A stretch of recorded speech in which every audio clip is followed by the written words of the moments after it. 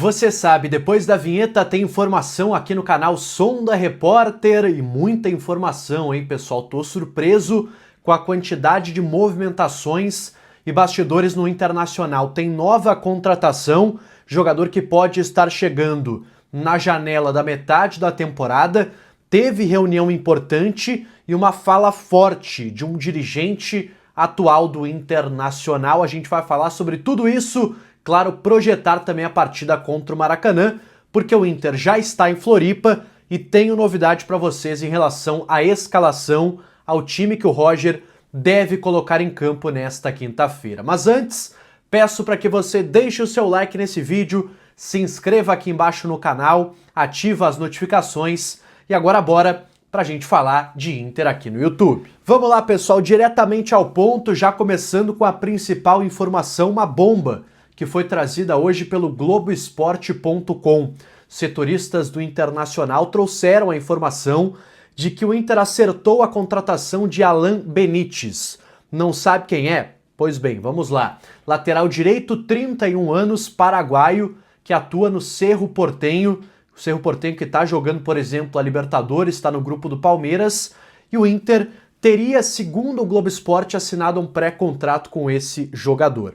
Eu faço aqui, pelo menos, pessoal, uma lembrança de que o Alan Benítez já esteve, de fato, na mira do Inter lá na última janela, quando o Inter buscava um lateral direito, sondou vários nomes do mercado argentino, mercado uruguaio e do mercado paraguaio, entre eles o Benítez. Naquela oportunidade o negócio não saiu, mas, segundo o Globo Esporte, o jogador já teria assinado um pré-contrato com o Inter, ou seja, chegaria na metade desta temporada, ele que tem contrato se encerrando já nos próximos meses com a equipe paraguaia, não renovou seu contrato por lá e deve sair do clube paraguaio. Pois bem, pessoal, busquei algumas pessoas do Internacional que negam essa informação. Isso quer dizer que ela não procede? Não, a gente já viu várias vezes dirigentes negando, principalmente quando se trata de um pré-contrato, porque é algo que envolve também o bastidor. O Inter não gostaria talvez de expor o clube paraguaio, sabendo que o jogador não vai jogar mais por lá, até para não se queimar junto com o torcedor da equipe paraguaia. Então todo esse cuidado às vezes é tomado. O pessoal do Globo Esporte é muito bem informado e dificilmente cravam uma informação dessa sem ter a devida checagem. Tentei contato também com o empresário do jogador, que é o Renato Bittar, empresário conhecido do futebol paraguaio, é empresário inclusive do Villa Sante, do Gustavo Gomes, de nomes fortes paraguaios que atuam aqui no futebol brasileiro. E esse empresário, ele é conhecido por responder, e não respondeu, visualizou a mensagem, dando um indicativo também de que existe algo de fato entre Inter e o Alan Benítez, lateral direito de 31 anos, paraguaio. O que me traz um pouco de estranheza, além da idade desse jogador, que não teve grande destaque na sua carreira, não passou por grandes clubes, passou, se não me engano, pelo futebol português, uma rápida passagem, mas é que o Inter, possivelmente com essa negociação avançada, está já descartando o Natan, lateral direito, que está emprestado até a metade do ano. Existia a possibilidade de uma reviravolta nesse caso. O Natan fez um bom jogo, agora não vou lembrar contra quem, que foi até elogiado pelo Roger, acho que foi contra o Juventude, na vitória por 3-1 no estádio Beira-Rio, e o Roger estava gostando, pelo menos, de algumas atuações do Natan. Não deve ficar com a contratação de mais um lateral direito, que, repito, deve ser o Alan Benítez, paraguaio, que atua no Cerro Porteño, o mais novo, talvez, reforço aí do Internacional para metade desta temporada. Vamos lá, pessoal, porque outros assuntos importantes também vieram à tona nesta quarta-feira. Eu trouxe uma informação hoje na Rádio Bandeirantes em primeira mão e trago aqui também no canal para vocês. Seguinte, nessa segunda-feira uma reunião aconteceu entre a atual gestão do Internacional, ou seja, a direção do presidente Barcelos, também outros membros do Conselho de Gestão e lideranças da oposição, também ex-presidentes representativos do Internacional. Algo parecido, vocês vão lembrar, aconteceu na reta final do Campeonato Gaúcho, ali com aquela questão da arbitragem, tinha muito diz que me diz, que tinha entrevista de dirigente do Grêmio, tinha muita reclamação em relação à arbitragem do Gauchão, e ali a direção do Inter reuniu esses dirigentes, essas lideranças também da oposição, para ter uma reunião e tratar sobre os temas do clube, defender também o Internacional na imprensa. Pois bem, uma nova reunião com praticamente os mesmos personagens aconteceu nesta quarta-feira no estádio Beira-Rio. E pelo que eu pude apurar, o tema principal dessa reunião foi a eleição na CBF.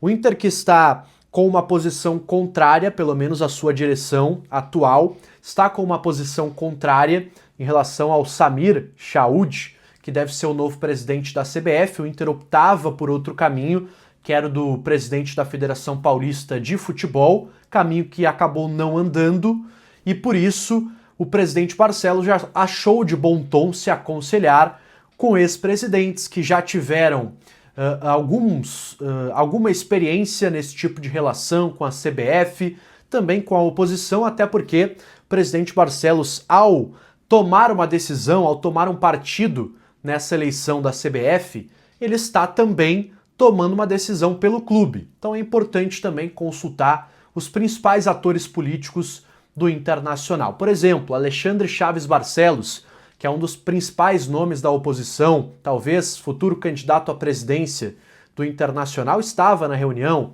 Roberto Melo, enfim, nomes que geralmente fazem parte desse tipo de reunião quando o Inter está promovendo esse tipo de evento. Eu acho muito importante. O Barcelos mostra uma certa humildade de chamar o pessoal da oposição, presidentes notáveis, Fernando Carvalho, enfim, pessoas importantes na história do Internacional, e acho também positivo. Até estava conversando com uma pessoa da oposição, conversei também com o pessoal da situação, e ambos os lados me passaram uma visão muito interessante e que eu acho que contribui para o Inter, que é muito positivo quando isso acontece, quando a gente pode sentar numa mesa, trocar ideias, trocar experiências. Pelo que me falaram também, nenhuma definição aconteceu, a gestão deve voltar a se reunir aí entre si ainda nesta semana para afirmar uma posição clara do Inter nessa questão da CBF, questão que vem mexendo bastante nos bastidores do Internacional e também de todo o futebol brasileiro, é claro, todos os clubes envolvidos nesse processo importantíssimo para o futuro do futebol brasileiro. Eu quero fechar esse conteúdo, pessoal, falando sobre time do Internacional, o Inter que desembarcou no fim da tarde lá em Florianópolis, já mais de 10 mil ingressos vendidos, expectativa de um estádio com muito apoio do Internacional na partida contra o Maracanã.